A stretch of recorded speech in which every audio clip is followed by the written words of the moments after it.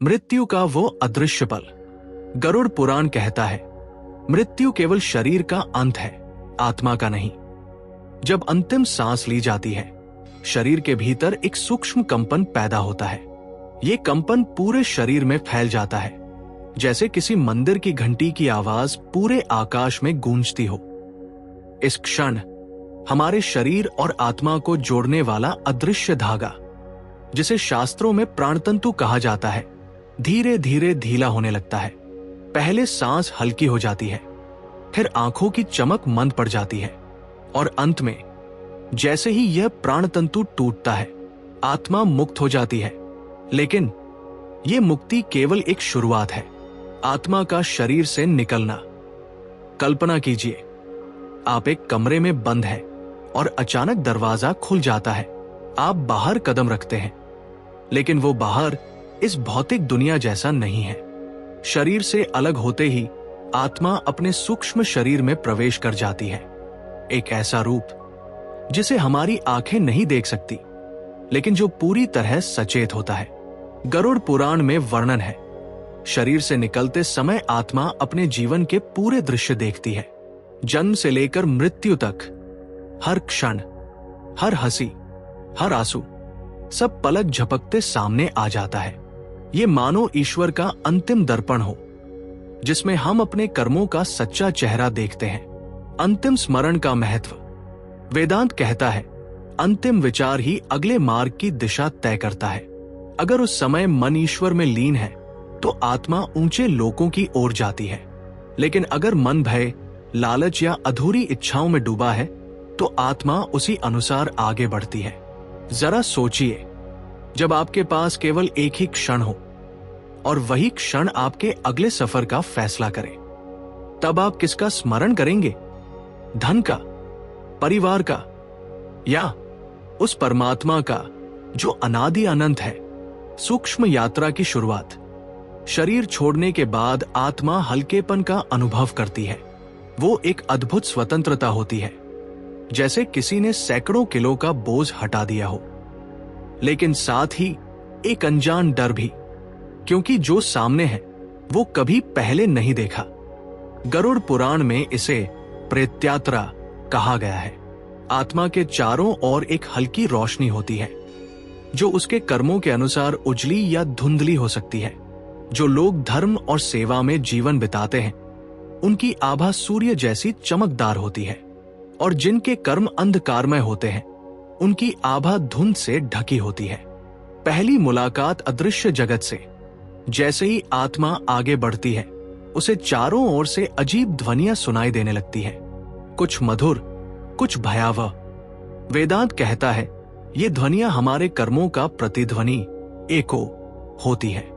आत्मा को लगता है कि वो हवा में तैर रही है, पर उसका हर कदम उसे एक विशेष दिशा में खींच रहा है।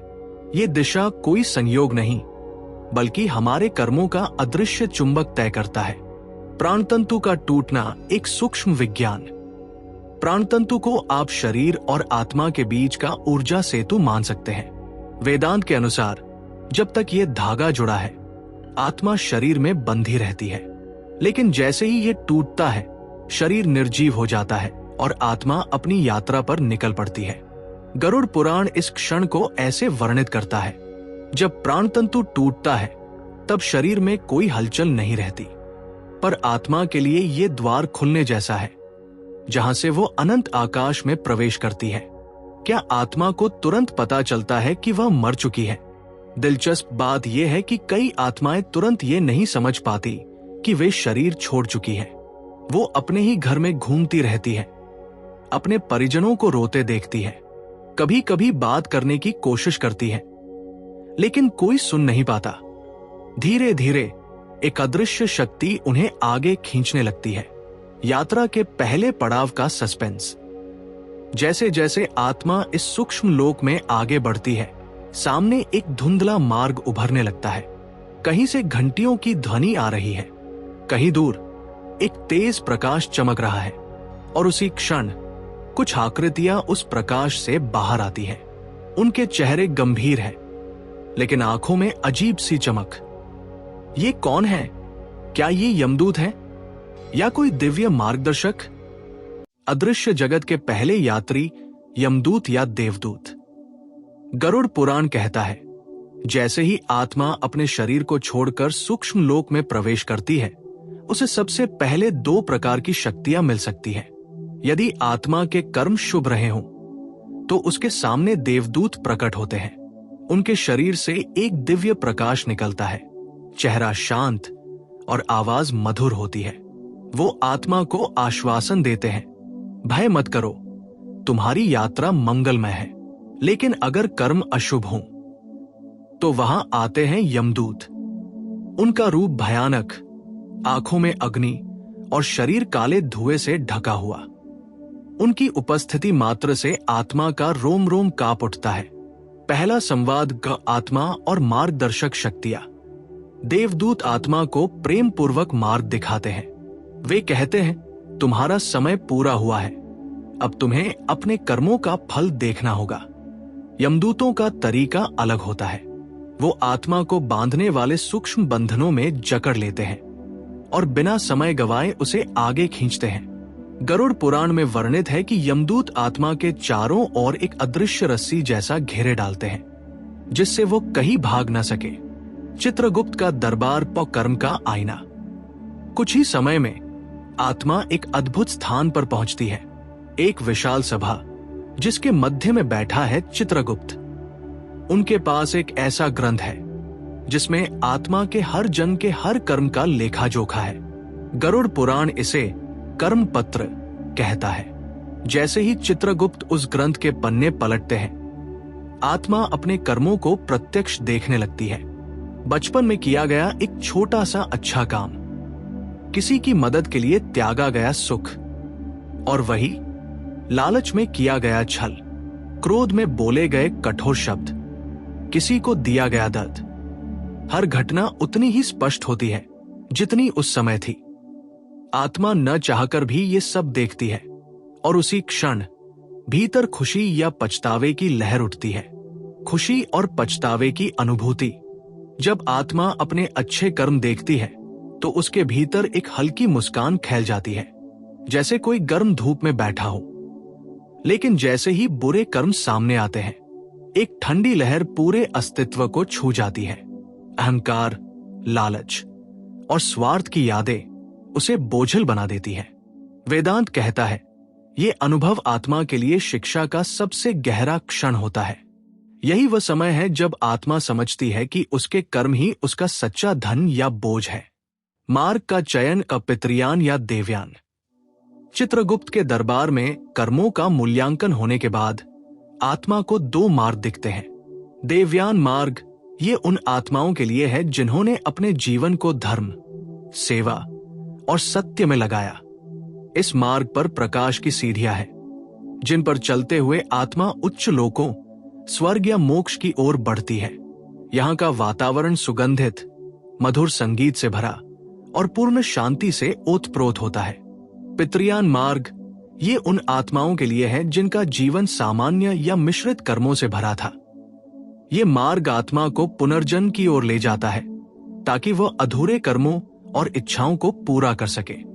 इस मार्ग में उजाला और अंधेरा दोनों का मिश्रण होता है। ये अगली यात्रा की तैयारी का रास्ता है। गरुड़ पुराण में यह स्पष्ट है, मार्ग वही मिलता है जो कर्मों ने पहले से तय किया हो। आत्मा का निर्णय या बाध्यता। दिलचस्प बात यह है कि आत्मा को लगता है कि वह अपना मार्ग चुन रही है, लेकिन वास्तव में कर्म और इच्छाएं पहले ही यह चयन कर चुके होते हैं। अच्छे कर्म देवयान की ओर धकेलते हैं और अधूरे कर्म पितृयान की ओर। कर्म संतुलन का आत्मा की आंतरिक तराजू। गरुड़ पुराण कहता है, हर आत्मा के भीतर एक तराजू होता है जो हर जन्म के कर्मों का भार तोलता है। यदि पुण्य, सत्कर्म का पलड़ा भारी हो तो आत्मा को दिव्य लोक या अच्छे कुल में जन्म की संभावना होती है। लेकिन अगर पाप, दुष्कर्म का भार अधिक हो तो अगला जन्म निम्न योनि, कठिन परिस्थितियों या मानसिक कष्टों में होता है। यह प्रक्रिया पूरी तरह गणनात्मक नहीं होती। ये आत्मा की अधूरी इच्छाओं, प्रवृत्तियों और आध्यात्मिक स्तर को भी ध्यान में रखती है। अधूरी इच्छाएं जो आत्मा को बांध लेती है। वेदांत और गीता दोनों मानते हैं कि मृत्यु के समय जो भी विचार आत्मा के मन में प्रमुख होते हैं वही उसके अगले जन्म का बीज बनते हैं। श्री कृष्ण भगवद गीता में कहते हैं, अंतकाले च मामेव स्मरण मुक्त्वा कलेवरम। जो अंत समय में जिसका स्मरण करता है वो उसी को प्राप्त करता है। अगर किसी आत्मा की कोई गहरी इच्छा अधूरी रह गई हो, जैसे कोई धन का लोभी था, कोई कलाकार बनना चाहता था, किसी को मां बनने की तीव्र लालसा थी, या कोई अधूरा प्रेम छोड़ गया, तो वो आत्मा उसी इच्छा की पूर्ति के लिए अगला जन्म लेती है।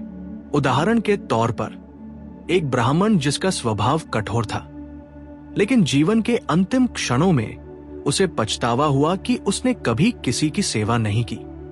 उस आत्मा ने अगले जन्म में एक दलित परिवार में जन्म लिया, सेवा, सहनशीलता और नम्रता को अनुभव करने के लिए। आध्यात्मिक प्रगति कहां तक पहुंची आत्मा? हर आत्मा एक साधना के मार्ग पर होती है। कुछ आत्माएं अपनी यात्रा के शुरुआत में होती है। उन्हें भोग, कामना और वासना अभी बांधे हुए हैं। कुछ आत्माएं बीच के स्तर पर होती है, जहां वो भोग और त्याग के बीच झूलती हैं, और कुछ आत्माएं उच्च अवस्था में पहुंच चुकी होती है, जिनके लिए अगला जन्म केवल मोक्ष के द्वार तक पहुंचने का अंतिम पड़ाव होता है। उदाहरण, एक योगी जिसने पूरे जीवन ध्यान साधना में बिताया, लेकिन अंत समय में उसे थोड़ा मोह बांध गया। वह आत्मा एक ऐसे कुल में जन्म लेती है जहां उसे फिर से वैराग्य और साधना की सुविधा मिले, ताकि वह अपनी अधूरी साधना पूरी कर सके। ग्रह नक्षत्र और जन्म समय का निर्णय। अब प्रश्न आता है, अगर आत्मा को जन्म लेना ही है तो कब और कहां? गरुड़ पुराण और प्राचीन ज्योतिष शास्त्र बताते हैं कि हर आत्मा के कर्म और इच्छाओं के अनुसार सटीक ग्रह नक्षत्र चुने जाते हैं, ताकि उसका जीवन उसी मार्ग पर बढ़े जो उसके पिछले कर्मों का फल है। उदाहरण, यदि किसी आत्मा ने क्रोध से ग्रसित जीवन बिताया तो अगला जन्म मंगल और राहु के प्रभाव में होता है, जिससे आत्मा को उस क्रोध का दुष्परिणाम भोगना पड़े। यदि आत्मा ने दान, सेवा और भक्ति का जीवन जिया तो गुरु और चंद्र के प्रभाव से आत्मा को एक शांत धार्मिक परिवार में जन्म मिलता है। ये सब अपने आप नहीं होता, ये कर्मबल और दैविक शक्तियों की एक गूढ़ गणना होती है। परिवार और वंश परंपरा का चयन। आत्मा का अगला जन्म केवल समय या स्थान से तय नहीं होता, बल्कि उसका नया परिवार, उसकी मां की कोख, उसका कुल, सब कुछ उसका कर्म तय करता है।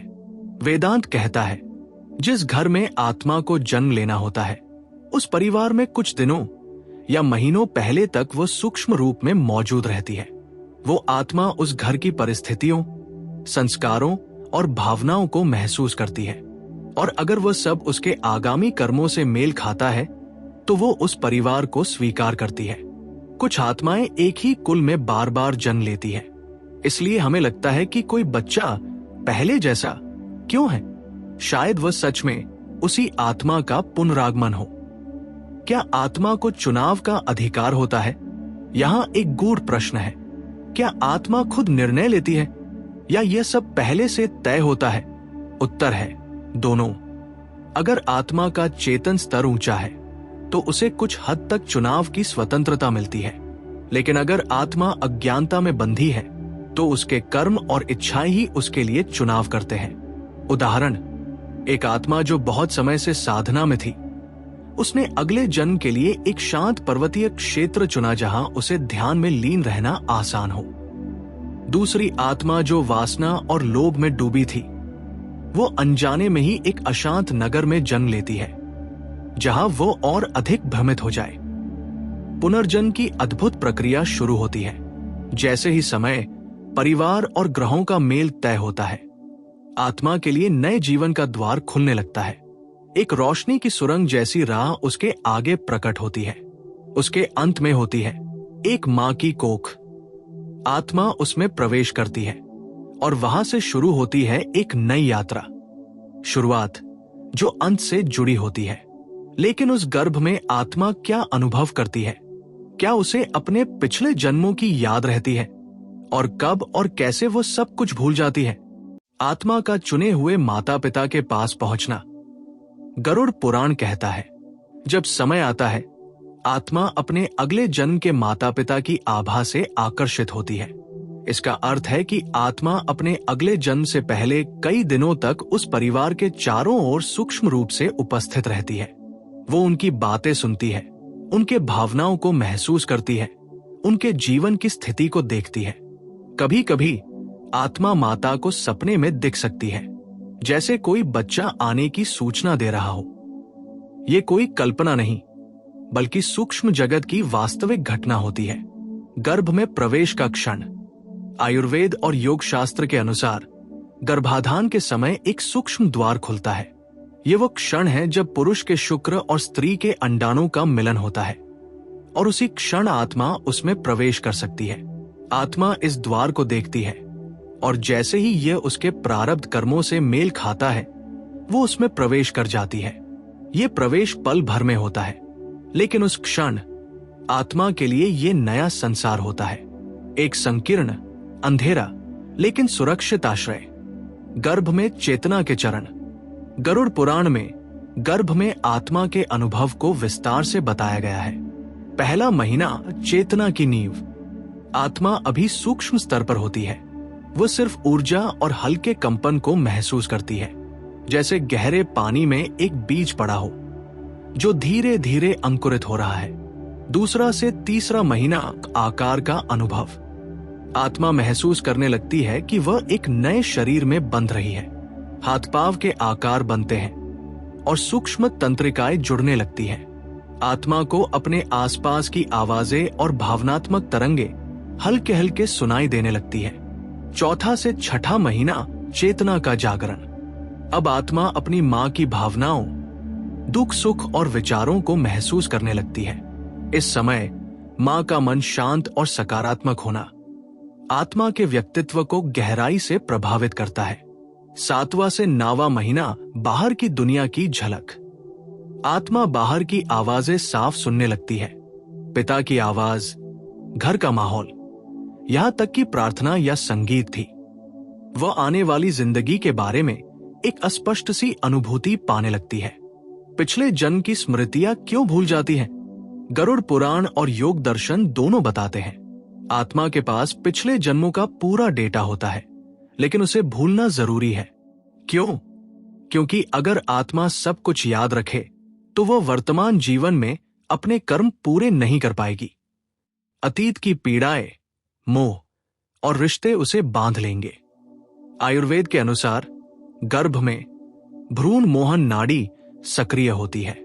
यह सूक्ष्म ऊर्जा आत्मा के मस्तिष्क पर एक पर्दा डाल देती है, जिससे पुरानी यादें धुंधली होकर विलीन हो जाती है। प्रारब्ध कर्म का सक्रिय होना। जैसे ही आत्मा गर्भ में प्रवेश करती है, उसी क्षण उसका प्रारब्ध कर्म सक्रिय हो जाता है, यानी वह हिस्सा जिसे इस जीवन में उसे भुगतना ही होगा। ये प्रारब्ध ही उसके जीवन की मुख्य घटनाएं, संघर्ष और सुख दुख का नक्शा बनाता है। वेदांत कहता है, बीज बोने के बाद वृक्ष का स्वरूप बदल सकता है, लेकिन फल का स्वाद बीज के अनुसार ही होगा। भावनात्मक और रहस्यमयी अनुभव। कल्पना कीजिए, एक आत्मा जो कभी स्वतंत्र रूप से ब्रह्मांड में घूम रही थी, अब एक छोटे से शरीर में बंधी है।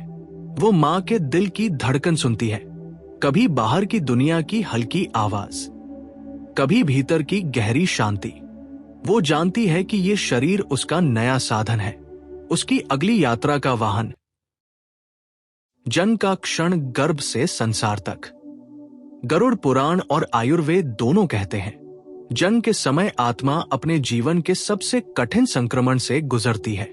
गर्भ की सुरक्षित, गर्म और शांत दुनिया से निकलकर वो एक ठंडी, शोरगुल वाली, तेज रोशनी से भरी दुनिया में आती है। इस यात्रा में आत्मा को महसूस होता है कि जैसे कोई अदृश्य रस्सी खींच रही हो। वो रस्सी उसके प्रारब्ध कर्म की है। ये रस्सी उसे ठीक उसी जगह और समय पर खींच लाती है जहां उसका जीवन शुरू होना है। पहला रोना, रहस्य और कारण। क्या आपने कभी सोचा है, जन्म के समय बच्चे का रोना क्यों जरूरी है? आयुर्वेद मानता है कि पहला रोना जीवन श्वास का उद्घाटन है, यानी फेफड़ों का पहला विस्तार। जिससे प्राण वायु पूरे शरीर में प्रवाहित हो सके। गरुड़ पुराण इसे एक और दृष्टि से समझाता है। पहला रोना आत्मा की पिछले जीवन से विदाई और नए जीवन में प्रवेश की स्वीकृति का प्रतीक है। ये रोना दो भावनाओं का संगम है, पिछले जन्म के बंधनों से अलग होने का दर्द और नए कर्मों की यात्रा शुरू करने की तैयारी। कुछ आचार्य कहते हैं आत्मा के पहले रोने में एक हल्का सा डर भी छिपा होता है, क्योंकि वह जानती है कि अब उसे भूल भुलैया जैसे संसार में फिर से खुद को ढूंढना होगा। कर्मिक पाठों का सक्रिय होना। जन्म लेते ही आत्मा का प्रारब्ध कर्म काम करना शुरू कर देता है। वेदांत कहता है जीवन का हर अनुभव, चाहे अच्छा हो या बुरा, तुम्हारे सीखने के लिए है। इसका मतलब है कि जो लोग तुम्हारे जीवन में आते हैं वे संयोग नहीं, तुम्हारे कर्मों के संदेशवाहक हैं। जो कठिनाइयां आती हैं वे दंड नहीं, बल्कि आत्मा को मजबूत बनाने के लिए है। जो सुख मिलता है वह भाग्य नहीं, पिछले जन्म के अच्छे बीजों का फल है। उदाहरण, अगर किसी ने पिछले जन्म में धन का दुरुपयोग किया हो तो इस जन्म में उसे गरीबी का अनुभव मिल सकता है, ताकि वह धन का मूल्य समझे। अगर किसी ने अपमान सहा हो लेकिन धैर्य रखा तो अगले जन्म में उसे सम्मान और नेतृत्व का अवसर मिल सकता है। आत्मा का उद्देश्य कर्म से जुड़ाव। हर आत्मा का इस जन्म में एक विशिष्ट उद्देश्य होता है जो उसके पिछले कर्मों से गहराई से जुड़ा होता है। यह उद्देश्य 3 रूपों में प्रकट हो सकता है। सीखने के लिए, जैसे किसी भय पर विजय पाना या किसी गुण को विकसित करना। पूरा करने के लिए, जैसे कोई अधूरा सपना, अधूरा कार्य या अधूरी सेवा। त्यागने के लिए, जैसे अहंकार, लोभ या किसी नकारात्मक आदत से मुक्त होना।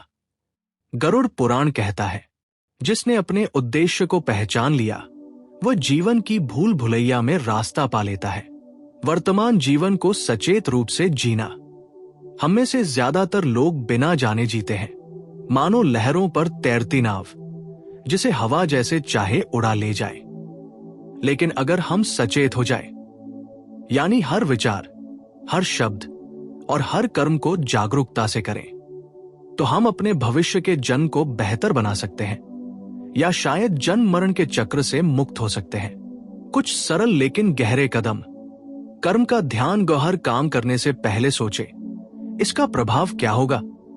सत्य और करुणा, ये 2 गुण आत्मा की यात्रा को तेज करते हैं।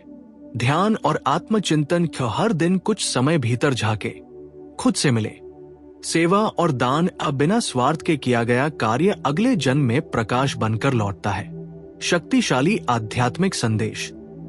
भगवद गीता में श्री कृष्ण कहते हैं कर्मण्येवाधिकारस्ते मा फलेषु कदाचन। तुम्हारा अधिकार केवल कर्म करने में है, फल पर नहीं। इसका अर्थ है आज का सचेत कर्म ही कल का भाग्य बनाता है। अगर हम आज प्रेम, सत्य और सेवा के बीज बोते हैं तो आने वाले जन्मों में उनका मीठा फल पाते हैं। जीवन केवल एक संयोग नहीं, यह आत्मा की लंबी यात्रा का एक पड़ाव है।